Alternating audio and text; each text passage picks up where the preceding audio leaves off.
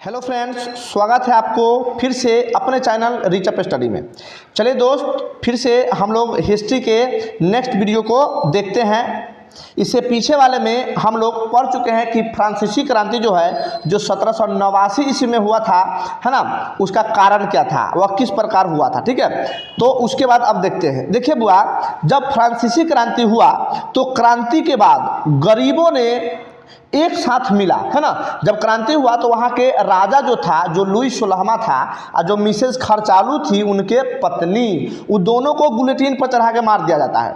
और वहाँ के जो गरीब लोग रहते हैं उन्होंने एक दल बनाते हैं, है ना, और उस दल का नाम रहता है जैकोबियन दल। ठीक है, और जैकोबियन दल बनाते हैं और बना करके कहते हैं कि अब इस फ्रांस में हम लोगों का शासन होगा, मेरा शासन होगा, है ना।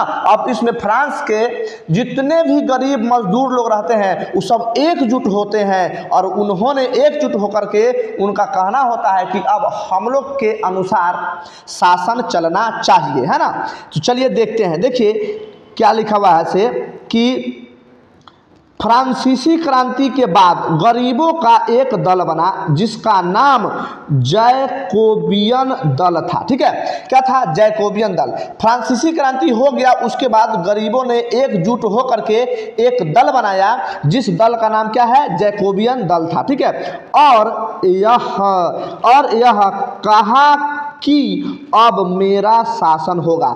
जैकोबियन दल कहा कि अब मेरा शासन होगा, हम लोग अपना तौर तरीका से, संविधानिक तौर तरीका से शासन करेंगे। ठीक है बुआ, चलिए देखिए, जैकोबियन दल एग्जाम में पूछा जाता है कि फ्रांस के क्रांति हुआ उसके जस्ट बाद गरीबों द्वारा बनाया गया दल कौन सा था?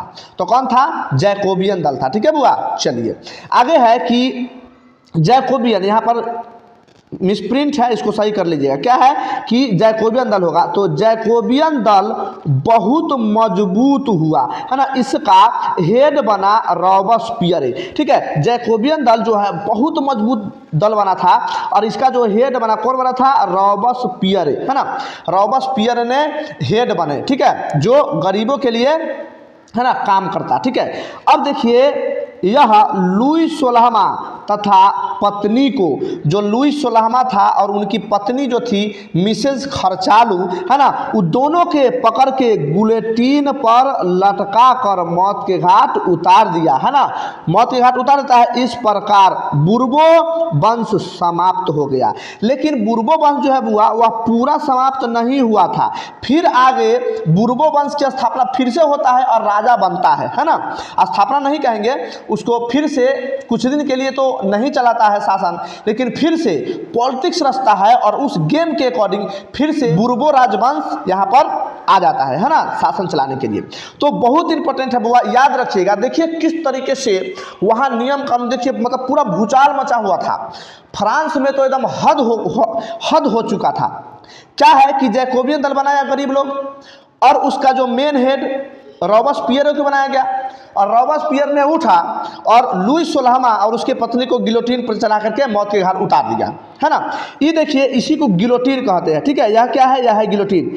इसमें क्या होता है, यहाँ पर देखिए, यह जो है, यह जो दिख रहा है छोटा छिद्र, है ना, इसी छिद्र में इस पर जो है यहाँ पर आदमी को लेटा दिया जाता है। ठीक है, और यहाँ पर लेटा दिया जाता है और उसका जो सिर है इस होल में अंदर घुसा दिया जाता है। ठीक है, और सिर को अंदर घुसा करके ऊपर से यह जो है ना, ये गराशा है ना, तलवार है, और उसको छोड़ दिया जाता है और ये डायरेक्ट स्पीड में आता है और यहाँ से सर और जो वदन था उसको काट करके हटा देता है, सर को काट के हटा देता है। इसी को गुलेटिन कहते हैं। ठीक है बुआ, तो यहाँ पर इस तरीके से जो रॉबस्पियर थे वह दोनों के, मैडमियों के, और उसका जो लुई 16वां जो उसका पति था उसको भी मौत के घाट उतार देता है, गुलेटिन पर चढ़ाएगा। ठीक है, तो यह गुलेटिन है, इसको आप ध्यान में रखिएगा। ठीक है, देखिए यहाँ पर देखिए किस तरीके से यहाँ पर सोया हुआ है एक इंसान, है ना, और सोया हुआ है और यहाँ पर उसका जो सर है वह इस जो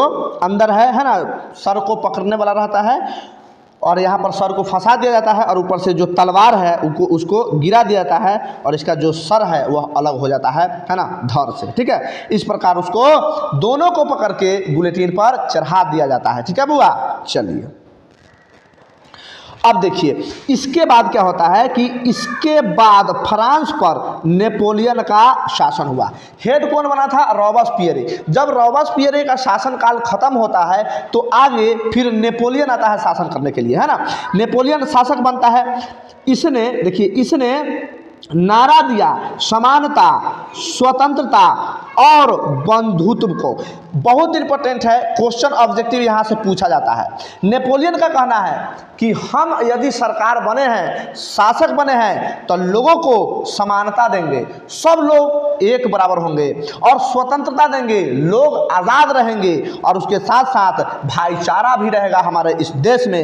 नेपोलियन का ये कहना था, और नेपोलियन इस तरीके से शासन पद्धति को चलाने लगे फ्रांस में। अब देखिए इस तरह नेपोलियन ने गणतंत्र की स्थापना किया, और नेपोलियन ने इस देश में गणतंत्र की स्थापना किया, है ना। और यही से राष्ट्रवाद की भावना तेजी से उत्पन्न हुआ, है ना। लोग को राष्ट्रवादी भावना तो विशेष नहीं पता था, लेकिन शुरू में जब पता चला तो उन्होंने क्रांति कर दिया, फ्रांसीसी क्रांति 1789 ईस्वी में। और फिर 89 ईस्वी में हुआ। उसके बाद जब नेपोलियन हेड बना तो नेपोलियन ने समानता की बात कहा, स्वतंत्रता की बात कहा, बंधुत्व की बात कहा, जिससे लोग ने खुशी हुआ कि वाह, पहले किस तरीके से शासन हुआ करता था, अब तो मज़ा ही आ गया, हम मज़ा से शासन करेंगे क्योंकि इस देश में रहने वाले सब लोग को बराबर अधिकार मिलेगा। तो सारे लोग खुश थे, और इन्होंने कहा कि हम सबको, है ना, एक बराबर अधिकार देंगे, और गणतंत्र की स्थापना किया। और इसके बाद जो वहाँ के देश में क्या हुआ, राष्ट्रवादी भावना और तेजी से पनपने लगता है। ठीक है बुआ।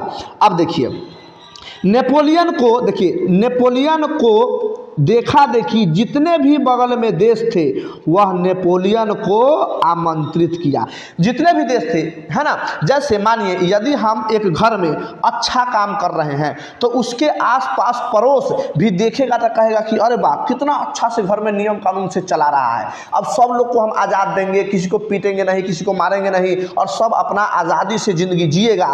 तो बगल बगल जो पड़ोसी है वो देखेगा कि वाह, कितना अच्छा से जी रहा है। ऐसा करते हैं, उसी के सिस्टम जैसे हम भी अपने घर में नियम कानून को बनाते हैं, ऐसा करते हैं। उसको बुलाया जाए, है ना, और बुला करके पूछते हैं कि आप लोग कैसे किए, थोड़ा हमारे घर में भी इस सिस्टम को अप्लाई करिए।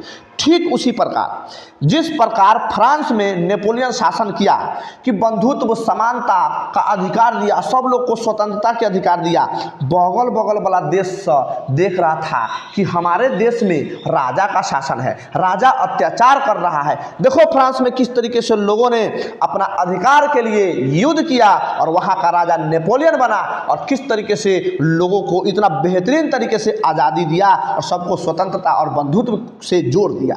अब नेपोलियन का वाहवाही होने लगा पूरा यूरोप में कि देखो नेपोलियन कितना अच्छा से शासन चला रहा है। अब बगल वाला सब देश सब कहा कि नेपोलियन हमारे भी देश में आ जाइए, और आप जिस नियम कानून से चलाते थे उसी तरीके से हमारे देश को भी आप ठीक करने का प्रयास करिए, है ना। आमंत्रण किया कि आप आइए अपना सेना लेकर और हमारे देश में भी स्वतंत्रता की स्थापना कीजिए। इनका का नाम था कि जिस तरीके से आप अपना देश में स्वतंत्रता की स्थापना किए हैं, उसी प्रकार हमारे देश में भी आइए और हमारे देश में भी स्वतंत्रता स्थापना कीजिए। अब देखिए इस प्रकार फ्रांस के अगल बगल के 26 देशों पर नेपोलियन का कब्जा हो गया। अब देखिए नेपोलियन जितने भी फ्रांस के आसपास के जो देश था वैसन 26 गो देश पर नेपोलियन का शासन हो गया। बताइए 26 गो देश पर नेपोलियन ने कब्जा कर लिया, और स्वतंत्रता के हिसाब से, बंधुत्व के हिसाब से, समानता के हिसाब से वहाँ पर शासन करने लगा। लेकिन इस शासन के दौरान उस सब देश को फोड़ने का काम एक इंसान करता है। अब देखिए क्या होता है से, इसी प्रकार भारत में समुद्रगुप्त ने कब्जा किया था। भारत में भी समुद्रगुप्त बहुत जब एंशियंट हिस्ट्री पढ़िएगा तो एंशियंट हिस्ट्री में आपको समुद्रगुप्त जो है उसी प्रकार भारत पर कब्जा किया था, इसीलिए इसे भारत का नेपोलियन कहा जाता है। समुद्रगुप्त को भारत का नेपोलियन कहा जाता है, ठीक है, इसको याद रखिएगा। एकदम भी आई है बुआ, एकदम इंपॉर्टेंट क्वेश्चन है कि भारत का नेपोलियन कौन हुआ, है ना। तो कौन हुआ भारत का नेपोलियन, किसको कहा जाता है, समुद्रगुप्त को भारत का नेपोलियन कहा जाता है। जिस प्रकार नेपोलियन ने यूरोप के 26 देश पर अपना राज कर लिया था, अपना कब्जा कर लिया था, उसी प्रकार समुद्रगुप्त ने भी भारत पर कब्जा किया था, इसीलिए नेपोलियन को क्या कहा जाता है, भारत का समुद्रगुप्त कहा जाता है ना। ठीक है बुआ, चलिए आगे है कि नेपोलियन ने कहा कि हम राजतंत्र को कब्र खोदकर गाड़ देंगे। नेपोलियन का कहनाम था कि हम राजतंत्र को गर्त में मिला देंगे, कोई राजतंत्र होगा ही नहीं इस पूरे दुनिया में, कब्र खोद कर उसे दफना देंगे। और नेपोलियन का कहनाम था कि राजतंत्र नहीं, स्वतंत्रता से देश चलेगा, गणतंत्र से देश चलेगा। लेकिन देर क्या था, इसमें फोड़ने वालों की कमी नहीं था, फोड़ने का काम करता है और सारा हद पार कर देता है। कौन करता है, सुनते हैं आगे। देखिए, बगल में ऑस्ट्रिया के राजा को नींद नहीं आ रहा है, बगल में ऑस्ट्रिया का राजा को टेंशन हो चुका है। ऑस्ट्रिया का राजा कौन था, मेटरनिक। इस मेटरनिक को टेंशन हो गया, यह ऑस्ट्रिया का चांसलर था, राजा था, इसको टेंशन हो गया कि किस तरीके से नेपोलियन धीरे धीरे बढ़ते हुए पूरा यूरोप में लगभग ज़्यादा से ज़्यादा देशों पर गणतंत्र की स्थापना कर दिया, स्वतंत्रता की स्थापना कर दिया। यदि ऐसा स्थिति रहा तो राजतंत्र खत्म हो जाएगा। और नेपोलियन को टेंशन होने लगा कि राजतंत्र खत्म होंगे, अगर यदि हो जाएगा तो गरीब अमीर सब बराबर हो जाएगा, हम लोग को वैल्यू कोई नहीं करेगा, राजा को कोई वैल्यू नहीं करेगा। अब यह नेपोलियन को दबाने के लिए मेटरनिख ने एक पॉलिटिक्स करता है। अब देखिए क्या करता है, उसे लगता था कि जिस तरह से नेपोलियन बढ़ रहा है, लगता है मेरा भी अस्तित्व खत्म कर देगा। उसको डर था मेटरनिख के कि जिस प्रकार नेपोलियन सबको स्वतंत्रता देते आ रहा है, यदि हमारे देश के लोग यदि जागेगा, हल्ला करेगा तो मेरा अस्तित्व खत्म हो जाएगा। और तो रूस, इन्होंने पॉलिटिक्स किया, इन्होंने गेम किया कि रूस के राजा, ब्रिटेन के राजा तथा ऑस्ट्रिया के राजा मीटिंग करने लगे, बोला नेपोलियन को विरोध करो। अब देखिए, ब्रिटेन के राजा आया, फिर रूस के राजा आया, और ऑस्ट्रिया का राजा कौन था, ऑस्ट्रिया का राजा था मेटरनिख। इन्होंने बैठकर गुट खेलता है। जितने भी 26 देश था जिस पर नेपोलियन ने शासन करता था स्वतंत्रता के हिसाब से, उस सब को गुट खेलता है और सबको बहकावे में बहका देता है कि इसके बहकावे में आकर के सब अपना अपना अधिकार करने लगता है। कहता है कि नेपोलियन तुम अब हमारे इस देश से जाओ, है ना। चलिए देखते हैं वो आगे, बहुत इंटरेस्टेड कहानी है, मज़ा आएगा, ध्यान से इसको पढ़िएगा, ठीक है। चलिए तो आगे है, देखिए, उसी बीच सारा देश जो नेपोलियन राज कर रहा था, है ना, राज होगा, राज्य नहीं, राज कर रहा था, वह सोचने लगा कि नेपोलियन आया तो ठीक है, पर पूछा नहीं। नेपोलियन आया तो चलिए मान लेंगे कि चलिए नेपोलियन आया, लेकिन नेपोलियन पूछा नहीं कि यहाँ का राजा कौन बनेगा, अपने शासन करने लगा। और इस तरीके से वहाँ के लोग धीरे धीरे नेपोलियन का विरोध करने लगा। जितना 26 देश में या स्वतंत्रता से शासन चलाता था, उस सब को गुट कर देता है और गुट करके उस सब के अंदर एक द्वेष पैदा कर देता है नेपोलियन के खिलाफ। और नेपोलियन को कहने लगता है, सब जाके देश को कहता है कि बताओ, तुम्हारे देश में नेपोलियन शासन करने आया है, यदि स्वतंत्रता के हिसाब से शासन करता तो ठीक है, जब तुम्हारे देश में नेपोलियन शासन करने आया है तो नेपोलियन तुमसे क्यों नहीं पूछा कि यहाँ का राजा कौन बनेगा, अपने शासन करने लगा। सब हटाओ उसको। और धीरे धीरे वहाँ के लोगों में नेपोलियन के खिलाफ विद्रोह होने लगता है ना, द्वेष पैदा कर देता है और वहाँ के लोग नेपोलियन को विरोध करने लगता है कि नेपोलियन अब तुम जाओ, है ना। अब देखिए कि इस प्रकार चुपके से रूस, ब्रिटेन, ऑस्ट्रिया के राजा एक साथ क्या किया, बैठक किया और इस बैठक में नेपोलियन के खिलाफ षड्यंत्र रचा गया बैठक करके। और षड्यंत्र रचता है कि किसी तरीके से नेपोलियन को ख़त्म करना होगा, नहीं तो नेपोलियन जुनून बिता देगा इस पूरे दुनिया में, राजा को ख़त्म करने पर लगा हुआ है। और वही होता है 1814 ईस्वी में वाटरलू का युद्ध हो जाता है। नेपोलियन से षड्यंत्र रच करके नेपोलियन से सब युद्ध करता है 1814 ईस्वी में, और उस युद्ध का नाम रहता है वाटरलू। और इस वाटरलू के युद्ध में क्या हुआ, नेपोलियन का हार हो जाता है। वाटरलू के युद्ध में नेपोलियन का हार हो जाता है ना। और इसमें सारा राजा एक तरफ और नेपोलियन एक तरफ, ऑस्ट्रिया का राजा मेटरनिख इस प्रकार नेपोलियन को इस युद्ध में हरा देता है ना, या हार होता है ना, नेपोलियन का इस युद्ध में हार हो जाता है ना। देखिए नेपोलियन किस तरीके से वाटरलू के युद्ध में हार जाता है। मेटरनिख सब गुट करता है, पॉलिटिक्स रचता है, जिसके कारण कुछ राजा सब मिल करके इस नेपोलियन से युद्ध करता है और इस नेपोलियन को हरा देता है। ठीक है, अब देखिए इस वाटरलू के युद्ध में नेपोलियन हार जाता है। उसके बाद इन्होंने सेंट हेलेना द्वीप पर जाता है, जहाँ है ना, वहाँ पर इनका मृत्यु हो जाता है। और सेंट हेलेना द्वीप पर जाते हैं। सेंट हेलेना कहाँ है, अफ्रीका महाद्वीप के जस्ट बगल में है सेंट हेलेना, है ना, द्वीप, या सेंट हेलेना द्वीप पर चल जाते हैं और वहाँ पर इनका मृत्यु हो जाता है। देखिए किस प्रकार से नेपोलियन के साथ राजा सब षड्यंत्र रच करके नेपोलियन को युद्ध करता है नेपोलियन से, और उस युद्ध में नेपोलियन को हार हो जाता है और उसके साथ नेपोलियन का मृत्यु ही हो जाता है जस्ट कुछ दिन में, है ना, उस द्वीप पर जाने के बाद। ठीक है, इस तरीके से पॉलिटिक्स देखिए रचता है, मतलब राजा साहब अपना अस्तित्व को बचाने के लिए कि कहीं हमरो सब पर ना आक्रमण हो जाए, उस तरीक़ा से बचाने के लिए इस नेपोलियन को सब मिल करके क्या करता है, मार देता है ना, युद्ध में हरा देता है, जिस कारण उनको इस देश छोड़ के जाना पड़ता है ना। यही होता है बुआ, यदि समाज में अच्छा करना चाहेगा तो कुछ लोग को नहीं पचता है, यदि आप, है ना, आपका तो दुश्मन बन जाएगा, है ना। ये देखिए ये समझ आ सकता है नेपोलियन से। देखिए नेपोलियन इतना अच्छा शासन करने वाला था, इतना अच्छा से नियम कानून से चला रहा था, उसका विरोध हुआ, है ना।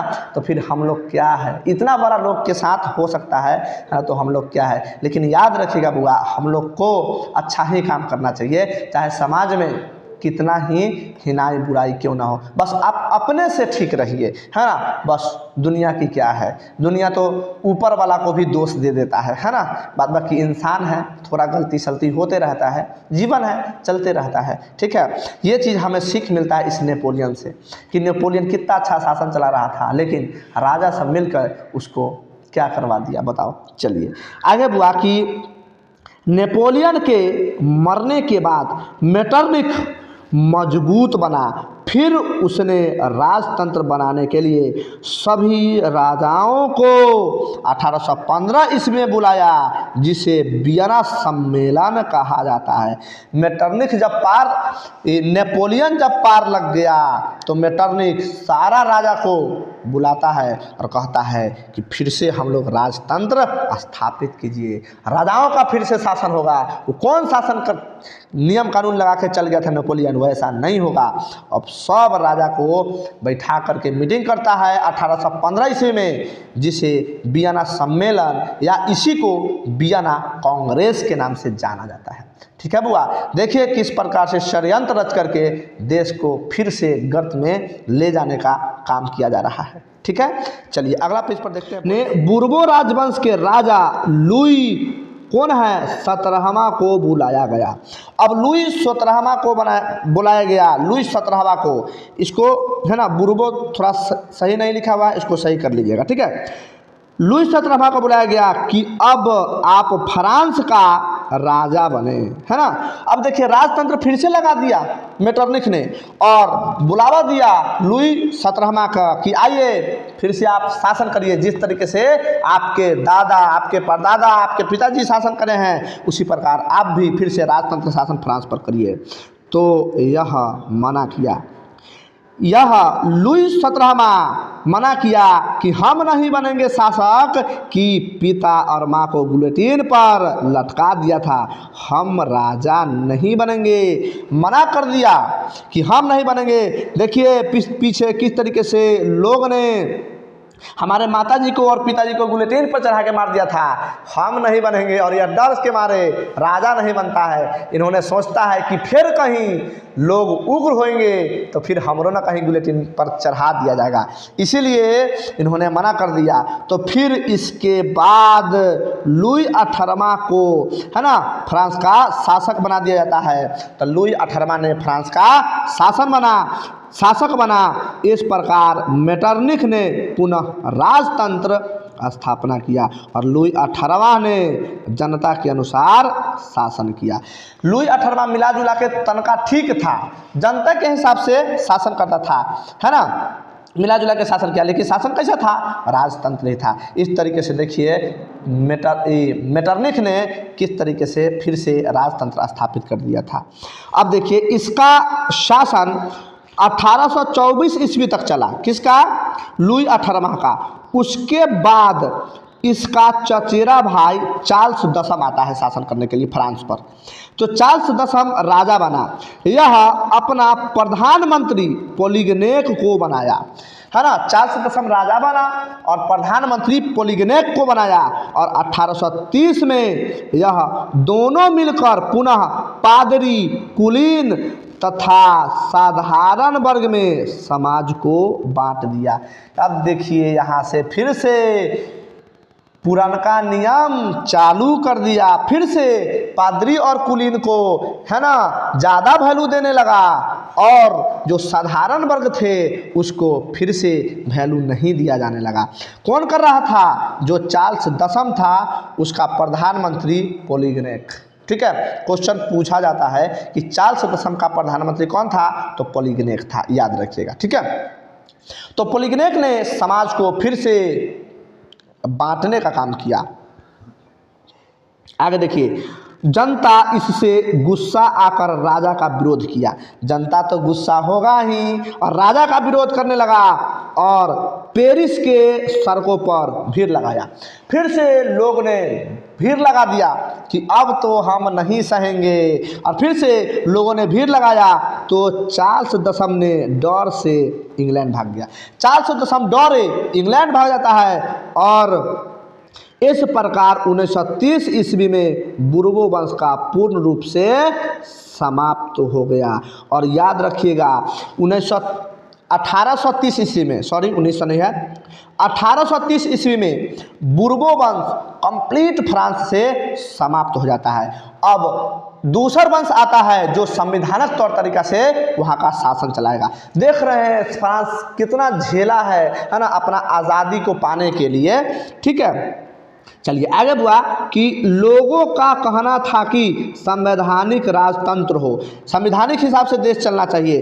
तो आर्लिहेंस वंश का राजा लुई फिलिप ने 1830 ईस्वी में शासक बना। 1830 ईस्वी में जब चार्ल्स 10 फ्रांस को छोड़ के भाग गया इंग्लैंड, तो आर्लिहेंस वंश का राजा लुई फिलिप ने फ्रांस पर शासक बना, फ्रांस का शासक बना, है ना। इसने अपना प्रधानमंत्री गीजो को बनाया, है ना।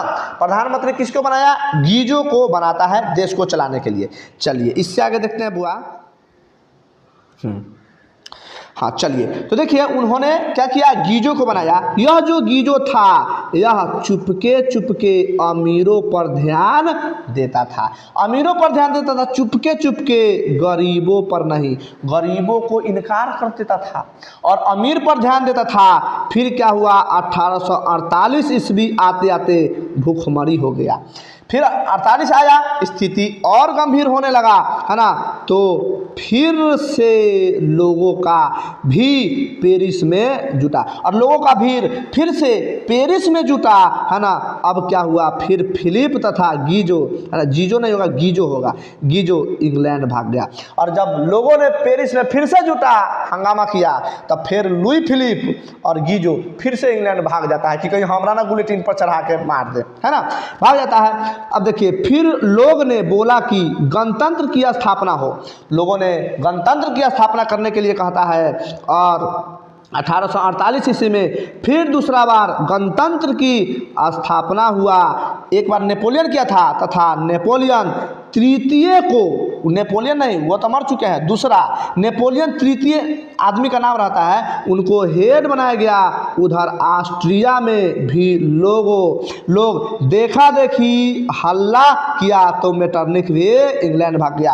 अब देखा कि फ्रांस में लोग हल्ला करता है तो इंग्लैंड भाग जाता है लोग, हमहू सा ऑस्ट्रिया के लोग एक साथ हो मेटरनिख को कैसू समाप्त करो। तो जब वहाँ के लोग, ऑस्ट्रिया के लोग भी एकजुट होकर के ऑस्ट्रिया में हंगामा किया, तब मेटरनिख भी डर के मामले में भाग जाता है। और मेटरनिख युग 1815 से 1848 ईस्वी तक, है ना, के समय काल को मेटरनिख युग कहा जाता है ना, क्योंकि 15 में आया और गुट खेला, है ना, वियना कांग्रेस करवाया, सब देश को फोड़ने का काम किया, और 48 में उसको भागना पड़ता है देश छोड़कर। ठीक है बउआ, है ना। देखिए, इस पर क्वेश्चन आता है आपको एग्जाम में कि जो 1830 ईस्वी में जो लुई फिलिप के शासन बना था, गीजो को जब प्रधानमंत्री बनाया था, तो वहाँ पर, है ना,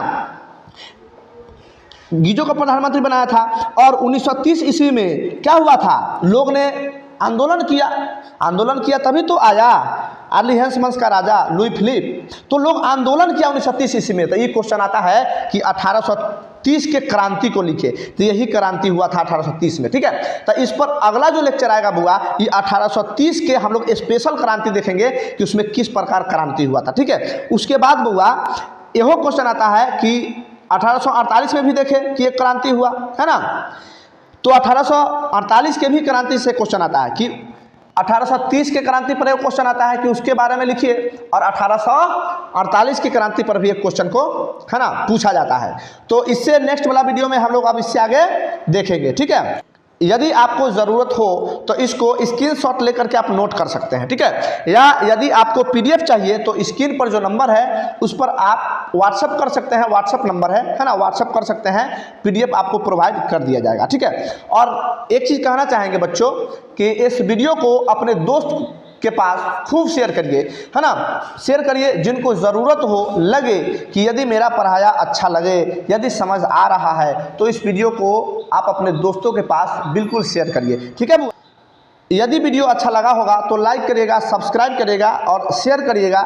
मिलते हैं फिर से नेक्स्ट वीडियो में, तब तक के लिए बाय बाय, टेक केयर।